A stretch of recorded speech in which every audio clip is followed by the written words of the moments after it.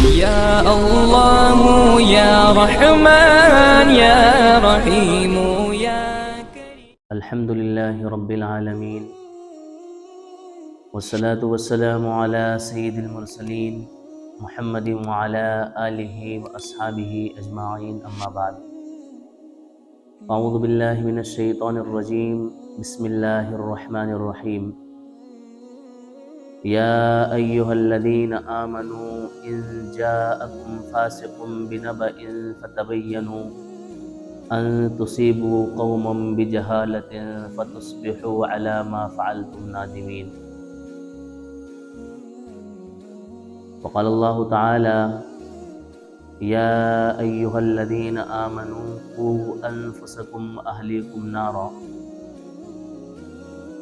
وقال اللہ تعالی ولا تلقوا بأیدیکم الی التہلکہ۔ صدق اللہ العظیم۔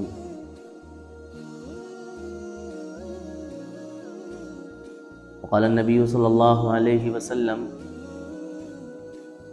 من حسن المرء ترکہ ما لا یعنیہ، او کما قال علیہ الصلاۃ والسلام۔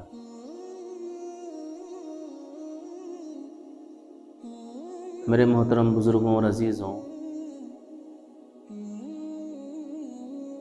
اس دنیا میں اور کائنات میں انسان اپنی تمام تر ضرورتیں بذات خود پوری نہیں کر سکتا۔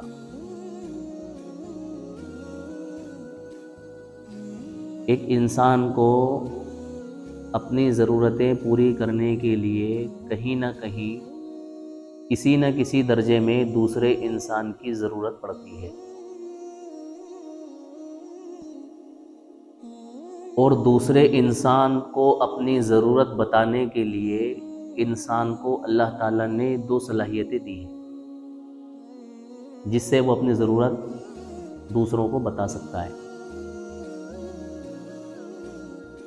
اور اس عمل کو یعنی ضرورت بتانے والے عمل کو، کام کو شریعت میں اور اصطلاح میں ابلاغ کہا جاتا ہے۔ اور جن چیزوں کے ذریعے انسان اپنی ضرورت بتاتا ہے، دوسروں تک پہنچاتا ہے، اس کو ذریعہ ابلاغ کہا جاتا ہے۔ جب سے اللہ تعالیٰ نے دنیا کو بنایا، انسان اپنی ضرورت دوسرے کو بتانے کے لیے دو چیزوں کا استعمال کرتا آیا ہے۔ ایک اپنی زبان کا استعمال، دوسرا قلم کا استعمال۔ انسان کبھی کبھار اپنی بات دوسرے انسان تک زبان کے ذریعے پہنچاتا ہے، اور کبھی اپنی بات تحریر کی شکل میں پہنچاتا ہے۔ زمانہ قدیم سے یہ چیز چلی آ رہی ہے۔ قریب کے لوگوں کو انسان زبان کے ذریعے خطاب کر دیتا ہے، جیسے میں آپ لوگوں سے خطاب کر رہا ہوں، میرے پاس آپ لوگ بیٹھے ہوئے ہیں، اور جو لوگ پاس موجود نہیں ہوتے ہیں ان کے پاس تحریری شکل میں پیغام پہنچا دیا جاتا ہے کہ بھئی یہ ہماری طرف سے ہدایت نامہ ہے، یہ ہماری طرف سے گائیڈ لائن ہے، یہ ہماری طرف سے نصیحت نامہ ہے، وغیرہ وغیرہ۔ آج کے زمانے میں، اس ترقی کے دور میں، اپنی بات کو پہنچانے کا اور اپنی بات دوسرے لوگوں تک پہنچانے کے لیے نئی ٹیکنالوجی اور نئے ذرائع کا استعمال ہونے لگا ہے، جس کو ہم سوشل میڈیا کہہ سکتے ہیں، الیکٹرانک میڈیا کہہ سکتے ہیں، پرنٹ میڈیا کہہ سکتے ہیں، وغیرہ وغیرہ۔ اس ٹاپک پہ ہم انشاءاللہ دیر سے بات کریں گے۔ پہلے ہم اس بات کی تمہید کو سمجھیں تو شروع دن سے ہی اللہ تعالیٰ نے یہ دونوں صلاحیتیں انسان کو عطا فرمائیں کہ وہ دوسروں تک اپنی ضرورت کو رکھ سکے اور دوسروں تک اپنی بات کو پہنچا سکے۔ ایک طریقہ ہے زبان۔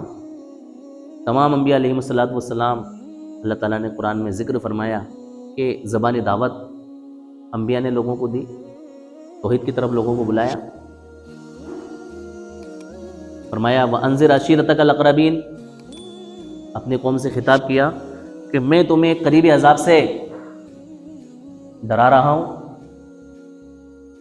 اور فرمایا انی لکم نذیر مبین، میں تمہارے لیے اللہ تعالیٰ کی طرف سے واضح طور پر کھلم کھلا ڈرانے والا ہوں۔ ایسے بے شمار دلائل اور اگزامپل ہمیں قرآن شریف میں مل جاتے ہیں کہ جس کے اندر انبیاء علیہ الصلوۃ نے اپنے ماننے والوں کو یا اپنی قوم کو زبان کے ذریعے دعوت دی اور اپنا پیغام پہنچایا، اور جن لوگوں تک اپنی زبان کے ذریعے انبیاء اپنی دعوت نہیں پہنچا سکے ان کو خطوط کے ذریعے دعوت کا پیغام پہنچایا تحریری شکل میں۔ اس کا ذکر بھی اللہ تعالیٰ نے قرآن کریم کے اندر فرمایا۔ حضرت سلیمان علیہ السلام نے ملکہ سبا بلقیس کو جو خطوط بھیجے تحریری شکل میں اسلام کی دعوت کے لیے، ایک پرندے کے ذریعے آپ نے اس کام کو انجام دلوایا اور دعوت کا پیغام ان تک پہنچایا، کیونکہ ان کو زبان کے ذریعے پیغام پہنچانا ممکن نہیں تھا دور ہونے کی وجہ سے، تو خط کے ذریعے آپ نے دعوت کے پیغام کو پہنچایا۔ بہرحال پرانے زمانے میں ایک یہ قدیم طریقہ چلا آ رہا تھا کہ جب کوئی عمومی دعوت کسی کو دینا ہوتی تھی، کسی مشن کی طرف سارے لوگوں کو یکبارگی بلانا ہوتا تھا، تو مکہ کے اندر یہ رواج تھا کہ بلانے والا شخص صفا پہاڑی پر کھڑے ہو کر اعلان کیا کرتا تھا، اور سارے لوگ صفا پہاڑی کے نچلے حصے میں کھڑے ہو جاتے اور اس کو جو پیغام پہنچانا ہوتا وہ پیغام پہنچا دیتا، اور ان تمام لوگوں کے ذریعے سارے عرب میں وہ پیغام پہنچ جایا کرتا تھا۔ اس کے لیے مختلف طریقے کی انہوں نے شکلیں اختیار کر رکھی تھی۔ کبھی کوئی غمناک خبر دینا ہوتی تو انسان اپنے بدن کے اوپر خاک ڈالتا، اپنے کپڑے پھاڑتا، اور دوسرے اشارات ان کے تھے۔ اللہ کے رسول صلی اللہ علیہ وسلم نے ان تمام خرافاتوں کو ختم کرتے ہوئے اپنی قدیم ریتی رواج کے حساب سے سب سے پہلے جو دعوت کا مشن دیا صفا پہاڑی پر کھڑے ہو کر، اسی انداز میں دیا، سارے لوگ اکٹھے ہو گئے اور دعوت کا پیغام آپ نے سنا دیا۔ تو قدیم زمانے میں یہ چلا آ رہا تھا کہ جب کوئی پیغام اور کوئی دعوت دینا ہوتی تو لوگوں کو اکٹھا کیا جاتا، وہ لوگ کھڑے ہو جاتے اور ان تک اپنی بات پہنچا دی جاتی۔ مزید عرب کے اندر یہ ہوتا تھا کہ حج کے موقع پر کچھ لوگ آتے تھے، حج کے موقع پر کوئی پیغام دے دیا جاتا، وہ سارے لوگوں تک پہنچ جاتا۔ بڑے بڑے میلے اور تجارتی قافلے عرب میں آیا کرتے تھے، ان کے درمیان میں کوئی بات کہہ دی جاتی تو وہاں بسنے والے لوگوں تک وہ جا کر کے بات پہنچا دیتے۔ اس طرح یہ سلسلہ چلتا رہا۔ اللہ کے رسول صلی اللہ علیہ وسلم نے بھی یہی طریقہ اختیار کیا کہ اپنے دعوت کے مشن کو اور دعوت کے پیغام کو لوگوں میں صفا پہاڑی پر کھڑے ہو کر کے پہنچا دیا۔ وہ بات آپ نے سنی ہوگی، بڑی مشہور ہے۔ اللہ کے رسول نے کہا کہ آپ کا میرے بارے میں کیا گمان ہے؟ سب لوگوں نے کہا کہ آپ صادق ہیں، امین ہیں۔ آپ نے کہا میں اگر یہ کہوں کہ اس پہاڑی کے پیچھے سے ایک بڑا لشکر تم پر حملہ کرنے والا ہے تو تم میری بات مانو گے؟ تمام لوگوں نے کہا کہ یقیناً ہم آپ کی بات مانیں گے، آپ سے بڑا سچا کوئی نہیں ہو سکتا۔ اللہ کے رسول نے کہا کہ میں تمہیں ایک ایسے عذاب سے ڈرا رہا ہوں جو ان قریب تمہارے اوپر آنے والا ہے۔ آپ نے دین کی دعوت دی کہ اللہ تعالیٰ کا کلمہ لا الہ الا اللہ محمد رسول اللہ پڑھا۔ ابو لہب کھڑا ہوا، کہنے لگے محمد تیرا ناز ہو، نعوذ باللہ، تو نے ہمیں اس لیے جمع کیا، اس بات کو سنانے کے لیے، اس بات کو کہنے کے لیے تو نے ہمیں جمع کیا یہاں پر؟ اللہ تعالیٰ نے سورت نازل کر دی تبت یدا ابی لہب وتب، کہ ابو محمد صلی اللہ علیہ وسلم ہلاک نہ ہو اور محمد صلی اللہ علیہ وسلم تباہ نہ ہو، بلکہ ابو لہب کیا ہوگا؟ تباہ و برباد ہوگا۔ اس کی بربادی کے دن کیا ہوں گے؟ تو جو برے طریقے اس وقت میں پیغام پہنچانے کے رائج ہوتے تھے، اللہ کے رسول نے ان برے طریقوں کو چھوڑ کر کے، اگنور کر کے، نظر انداز کر کے اچھے طریقے پر اپنی دعوت کے پیغام کو لوگوں تک پہنچایا۔ اب زمانہ دن بدن ترقی کر رہا ہے، زمانے میں نئی نئی ٹیکنالوجی آ رہی ہے، زمانے میں نئی نئی ایجادات آ رہی ہیں، ہر دن ایک نئی ایجاد آتی ہے اور ہر صبح ایک نئی ترقی کے ساتھ نمودار ہوتی ہے۔ یہ سلسلہ چل رہا ہے، اور تمام ٹیکنالوجی میں ذریعہ ابلاغ کی ٹیکنالوجی اور ذریعہ ابلاغ یعنی کہ سوشل میڈیا بڑی تیزی سے اس دنیا کے اندر اب کام کر رہا ہے۔ تو جہاں سوشل میڈیا کے سوشل پلیٹ فارم کے مفادات ہیں وہیں اس کے خطرناک نقصانات بھی ہیں. ہمیں اس کے دونوں پہلوؤں کو دیکھنا ہے کہ اس کے فائدے کیا ہیں اور اس کے نقصانات کیا ہیں. دیکھو جس چیز کے اندر فائدے اور نقصان دونوں شامل ہوں اور اس چیز سے بچنا آسان نہ ہو تو اس کے استعمال کا یہی طریقہ ہے کہ اس کے نقصانات سے بچ کر کے اس کے فائدے والی چیزوں سے انسان استفادہ حاصل کر لے, فائدہ اٹھا لے. یہ طریقہ ہے. بھئی چھری ہے, چاقو ہے, چھری کا کام یہ ہے کہ اس سے سبزی بھی کاٹی جا سکتی ہے. چھری کا کام یہ ہے کہ اس کے ذریعے کسی کے زخم پہ نشتر بھی لگایا جا سکتا ہے. چھری کا کام یہ بھی ہے کہ اس چھری کے ذریعے کسی کی ناحق گردن بھی کاٹی جا سکتی ہے, کسی کے سینے میں بھی چھری پیوست کی جا سکتی ہے. تو چھری کے جہاں فوائد ہیں وہاں چھری کے نقصانات بھی ہیں. تو سمجھداری اس میں ہے کہ اس چھری اور چاقو سے غلط جگہ اس کا استعمال نہ کرتے ہوئے صحیح جگہ پر اس کا کیا کر لیا جائے, استعمال کر لیا جائے, اس کو کارآمد بنا لیا جائے اور سود مند بنا لیا جائے. یہی حال سوشل میڈیا کا ہے کہ اس کے اندر دنیا کی تمام تر خرافاتیں, برائیاں, بے حیائیاں, بدکاریاں اور پتہ نہیں کیا کیا اس کے اندر بھرا پڑا ہوا ہے. ان تمام چیزوں سے نظر انداز ہوتے ہوئے اس کو مفید اور کارآمد کیسے بنایا جا سکتا ہے, اس کا صحیح استعمال کیسے کیا جا سکتا ہے. اس وقت ساری دنیا کو اس کی ضرورت ہے اور یہ ایسا پلیٹ فارم ہے social media, social network, کہ اس کے اندر کسی خاص گروہ, کسی خاص جماعت, کسی خاص طبقے کی کوئی اجارہ داری نہیں ہے اور نہ اس کے اوپر حکومتوں کی طرف سے کوئی پابندی ہے. اس لیے اس کا ہر طرح کا استعمال ہو رہا ہے. اور اچھا ہے کہ حکومتوں کی اس کے اوپر کسی طرح کی کوئی پابندی نہیں ہے. لیکن افسوس ہے اس بات پر کہ دنیا کی تمام قومیں اس چیز میں ترقی کرتی چلی گئیں, آگے بڑھتی چلی گئیں, اور مسلمان آج تک اس کے اندر پیچھے کا پیچھے ہی پڑا ہوا ہے. اس قافلے کا حصہ بننے کی بجائے اس قافلے کا گرد و غبار بھی مسلمان آج تک نہیں بن سکا اس سلسلے میں. اگر عالمی طور پر ورلڈ لیول پر اگر ہم دیکھیں تو سوشل نیٹ ورک پر سب سے بڑا قبضہ اگر کسی کا ہے تو وہ یہودی مشینری کا ہے. سارا کنٹرول سوشل نیٹ ورک کا کس کے ہاتھوں میں؟ یہودیوں کے ہاتھوں میں. حالانکہ مسلمانوں کی تاریخ بڑی پڑی ہے. جن چیزوں میں مسلمانوں نے قدم ڈالے ہیں اور جن چیزوں میں مسلمانوں نے ہاتھ ڈال دیے ہیں ان چیزوں میں ترقیوں نے ان کے قدم چومے, کسی بھی فیلڈ میں آپ لے لیں. لیکن اس زمانے میں سوشل نیٹ ورک سے مسلمان ایسے دور ہوئے ہیں کہ اس کا حصہ اپنے آپ کو نہیں بنا سکے, جس کا نقصان یہ ہوا کہ عالمی طور پر یہودی مشینریوں نے اسلام کے خلاف ایسا گند مچایا اور اسلام کے خلاف ایسا پروپیگنڈا بنایا کہ ساری دنیا کو اسلام کے بارے میں اور مسلمانوں کے بارے میں بدگمان اور بدظن کر دیا. یہ تو بات ہوئی عالمی سطح پر. اور ملکی سطح پر اگر ہم بات کریں ہماری کنٹری کے لیول پر, تو کنٹری لیول میں فرقہ پرست طاقتوں نے, فسطائی طاقتوں نے اس سوشل نیٹ ورک کا استعمال کر کے مسلمانوں کے خلاف جو پروپیگنڈا کھڑا کیا اور اسلام کے خلاف جو کچھ آتنک مچایا وہ ہمارے آپ کے سامنے.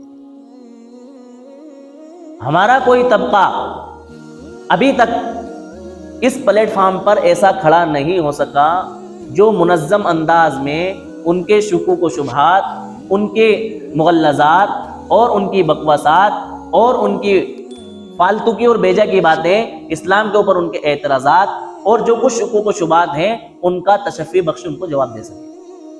نہیں ہوا, کیونکہ ہمیں پتہ ہی نہیں اس کے استعمال کا طریقہ. ہاں یہ تو ہوا کہ اگر کسی نے اس سوشل نیٹ ورک کے صحیح استعمال کے لیے کچھ ٹوٹی پھوٹی کوشش کی تو اس کوشش کو ناکام بنانے میں ہماری قوم سب سے آگے رہی. اس کو ناکام بنانے میں سب سے آگے رہی کہ یہ کیا تم نے شروع کر دیا. ابھی تک ہم حلال اور حرام کی فہرست سے باہر نہیں نکلے. ابھی تک حلال اور حرام کی فہرست سے ہم باہر نہیں نکلے کہ سوشل نیٹ ورک کا استعمال کر کے اگر ہم کوئی اچھا پیغام دنیا کو دیتے ہیں تو یہ ہمارے لیے جائز ہے کہ ناجائز؟ اس زمانے کی کیا ضرورت ہے؟ اس زمانے میں ہم مسلمانوں پر، اہل اسلام پر اور اسلام پر پیدا ہونے والے شکوک و شبہات اور اعتراضات کا جواب کس انداز میں دے سکتے ہیں؟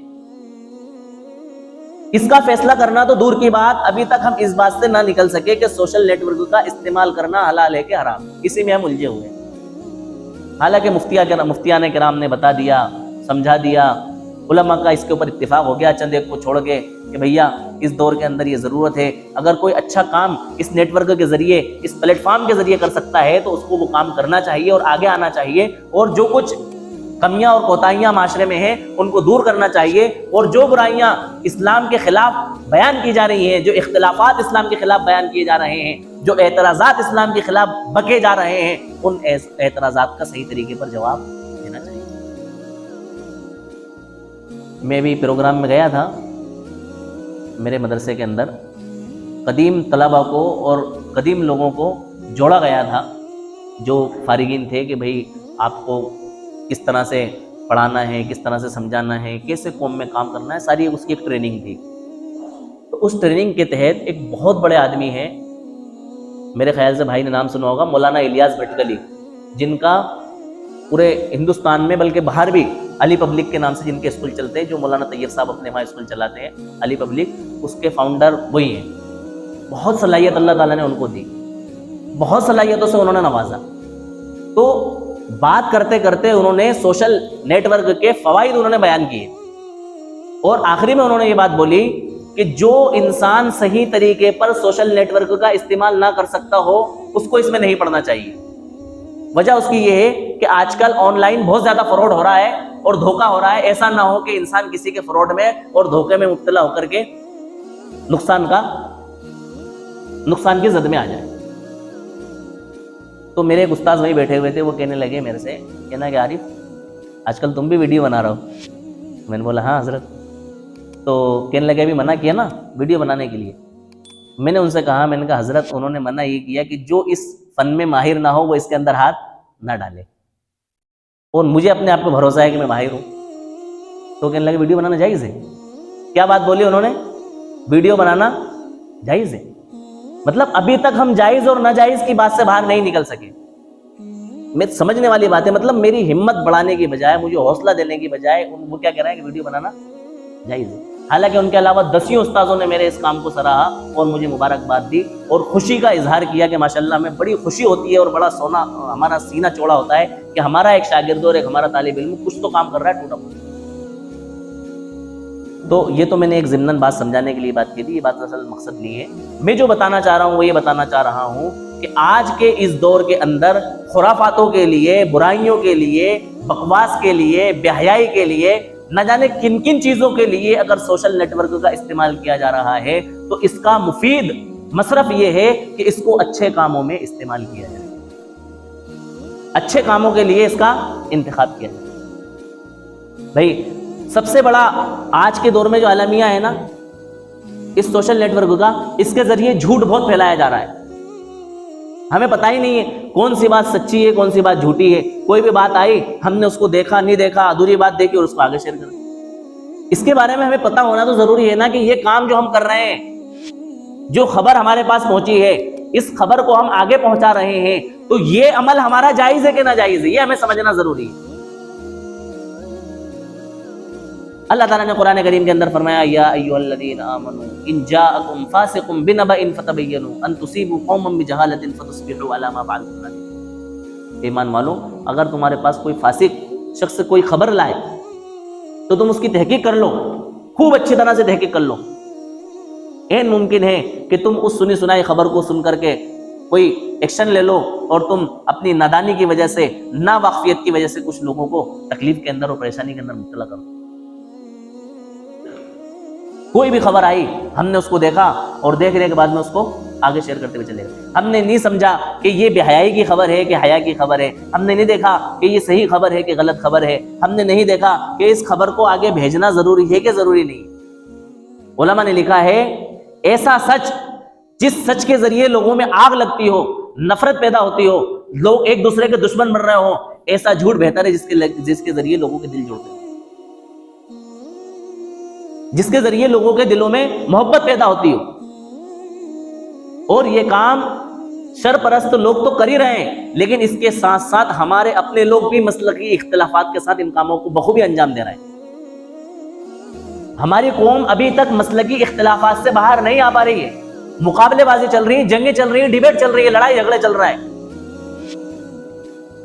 تم نے مزار کے خلاف بات کیسے کر دی، تم نے تبلیغ کے خلاف بات کیسے کر دی، تم نے تبلیغ کی دعوت کیسے دے دی، تم نے جو ہے عرس کے خلاف بیان کیسے کر دیا، تم نے جو ہے تیجے 10ویں 40ویں کے خلاف بیان کیسے کر دیا، تم نے یہ بات کیسے کہہ دی، تمہارے پاس کیا دلیل ہے؟ انہی چیزوں میں ہم الجھے ہوئے ہیں ابھی تک۔ میرے عزیزوں، ہماری قوم کو ان اختلافات سے باہر آنے کی ضرورت ہے۔ اب وقت ہمیں منتشر ہونے کا، بٹے رہنے کا اور ایک دوسرے سے کٹے رہنے کا اب ہمارا وقت نہیں ہے، بلکہ ہمیں ایک دوسرے سے سینہ لگا کر کے، جڑ کر کے اور اپنے تمام تر اختلافات کو بالائے طاق رکھ کے ایک امت اور ایک قوم ہونے کی ضرورت ہے۔ تو میں یہ کہہ رہا تھا کہ اس سوشل نیٹ ورک کے منفی پہلو یعنی کہ نیگیٹو پہلو یہ ہیں کہ اس کے اندر اس کو ہم جھوٹی خبریں پھیلانے کا ذریعہ نہ بنائیں۔ چاہے وہ خبر ہمیں ایسا لگ رہا ہے کہ یہ خبر اگر ہم پھیلائیں گے تو اس خبر کے ذریعے فلاں انسان کو سبق حاصل ہوگا، لیکن اگر اس کے نقصانات ہمیں پتہ چل رہے ہیں کہ اس کا ایک نقصان بھی ہو سکتا ہے، کچھ لوگوں کو تشدد کا نشانہ بھی بنایا جا سکتا ہے، ان کے اوپر الزام تراشی بھی کی جا سکتی ہے، تو ایسی خبر کو آگے پہنچانے سے ہم کیا کریں؟ گریز کریں۔ دوسری چیز، آج کے اس زمانے میں سوشل نیٹ ورک کا استعمال غیبت کے لیے بخوبی ہو رہا ہے۔ لوگ ایک دوسرے کی برائیاں کر رہے ہیں، ویڈیو میں برائیاں کر رہے ہیں، وہ ایسا کہہ رہے ہیں، وہ یہ کر رہے ہیں، فلاں کر رہے ہیں، ڈھیکا کر رہے ہیں، وہ کہہ رہے ہیں کہ ہاں میں نے ایسا بولا ہے، میں ایسا بولوں گا، وغیرہ وغیرہ، سب تمام تر چیزیں چل رہی ہیں۔ پھر اس کے اوپر تبصرے ہو رہے ہیں، کمنٹ ہو رہے ہیں اور اپنی من مرضی کی رائیں اور اظہارات اس کے اندر کیے جا رہے ہیں۔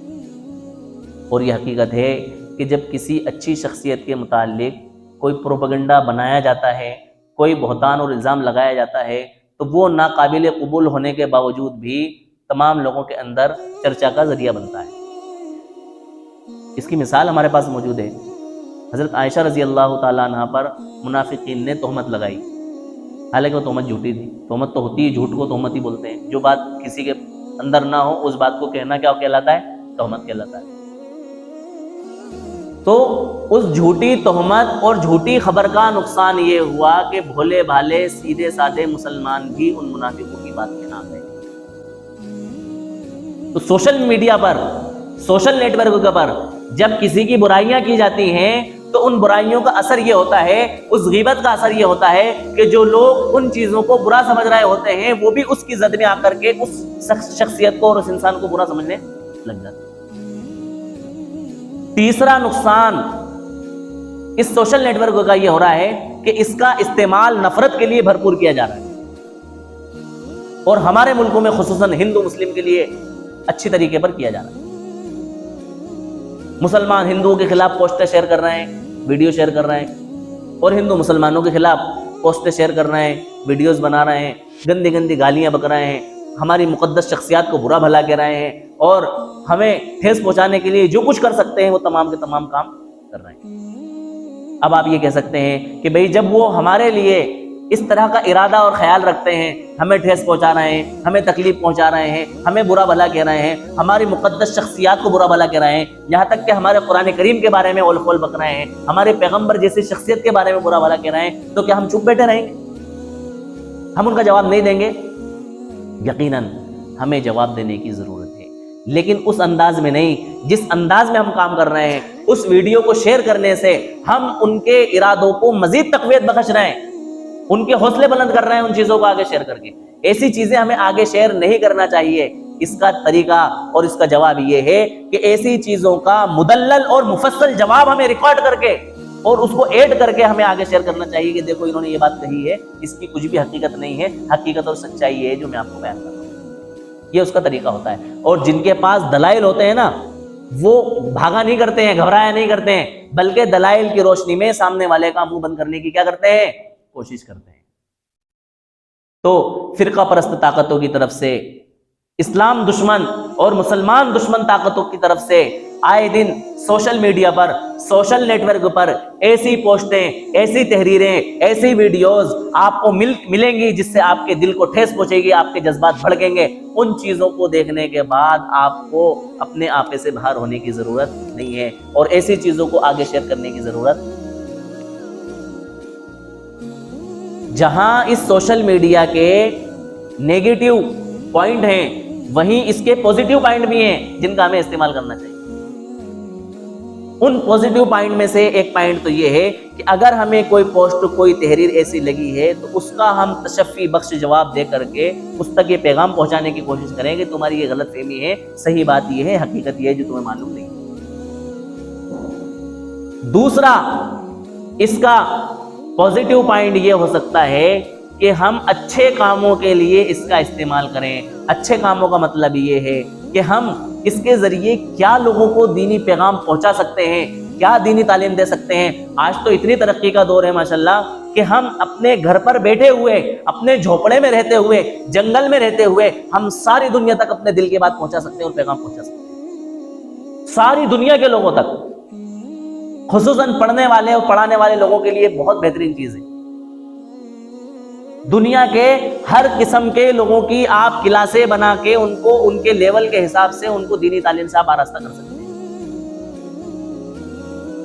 اس کے فائدے ہیں، لوگ ہر فیلڈ میں اس کا فائدہ اختیار کر رہے ہیں۔ ہمارے ملک میں کوئی ڈاکٹر آپریشن کر رہا ہے، فرض کریں اس کو کوئی دقت اور کوئی پریشانی آ گئی، اس نے امریکہ فون لگا کے ڈاکٹر سے جانکاری لے لی کہ بھائی میں یہ آپریشن کر رہا ہوں، اس کے اندر مجھے یہ دقت آ گئی، اب میں کیسے اس کو حل کروں۔ اچھے پہلو ہیں، ان اچھے پہلو کو اختیار کیا جا سکتا ہے۔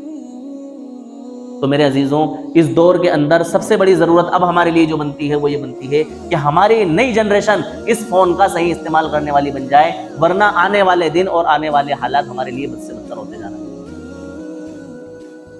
ہمارے بچوں کے پاس میں موبائل ہونا ہمارے لیے خطرے کا الارم ہے۔ ان کے صحیح استعمال کے لیے ہمیں پلاننگ ضروری ہے۔ صحیح استعمال کا ایک طریقہ تو یہ ہے کہ آپ اپنے جی میل، ای میل آئی ڈی سے ان کے موبائلوں کو لاگ ان کریں اور موبائلوں کو بار بار آپ چیک کرتے رہیں کہ انہوں نے کوئی دوسری فرضی آئی ڈی تو نہیں بنا رکھی، تاکہ ان کی ایکٹیویٹیز پر نظر ہو۔ دوسری بات یہ ہے کہ ان کے استعمال کو، اگر ان کو موبائل استعمال کرنے کی سخت ضرورت ہے تو ان کا ایک وقت مقرر ہو کہ اس وقت کے اندر ہمارے بچے موبائل استعمال کریں گے اور ہماری نگرانی میں کریں گے۔ میں کیا رونا رہوں آپ سے، اتنا خطرناک ہمارے صرف بچے ہی نہیں، بچیاں موبائل کا استعمال کر رہی ہیں کہ میں اس منبر رسول سے ان باتوں کو آپ کے سامنے بیان نہیں کر سکتا۔ اتنا خطرناک استعمال ہو رہا ہے موبائل کا۔ میں تو یہ کہتا ہوں کہ موبائل استعمال کرنے سے پہلے سب سے پہلے ہمیں اعوذ باللہ من الشیطان الرجیم پڑھ لینا چاہیے کہ اللہ تعالیٰ ہم شیطان مردود سے اس کے استعمال کرنے سے جو نقصانات ہو سکتے ہیں ان سے کیا مانگتے ہیں؟ پناہ مانگتے ہیں۔ تو ان بچوں کو ہم بتائیں، سمجھائیں کہ آپ 24 گھنٹے اس موبائل کے اندر چپکے نہیں رہیں گے تعلیم کے نام پہ، نیٹ کے نام پہ اور سرچنگ کے نام پہ، ریسرچ کے نام پہ۔ چند ایک گھنٹے آپ مخصوص کریں، 1 گھنٹہ، 2 گھنٹہ، 1.5 گھنٹہ۔ اس 1.5 گھنٹے کے اندر آپ ہماری نگرانی میں ہال میں بیٹھ کر کے جہاں تمام لوگوں کی آمد و رفت ہے اپنا کام کریں گے، زیادہ وقت نہیں دیں گے۔ ہوتا کیا ہے، سوشل میڈیا پر جب ہم استعمال کرتے ہیں اور ان پلیٹ فارم پر آتے ہیں تو ہمارا بہت سارا وقت نہ جاتے ہوئے اس میں ضائع ہو جاتا ہے، برباد ہو جاتا ہے۔ کبھی کبھار تو ہم مین مقصد سے ہٹ جاتے ہیں۔ فرض کریں ہم نے کسی کو فون لگانے کے لیے فون نکالا اور ہم واٹس ایپ میں گھس گئے، 1 گھنٹہ تک ہم واٹس ایپ میں گھسے رہے اور جو ہمارا مقصد تھا کسی کو فون لگانا، وہ فون لگانا ہی ہمارا چل گیا۔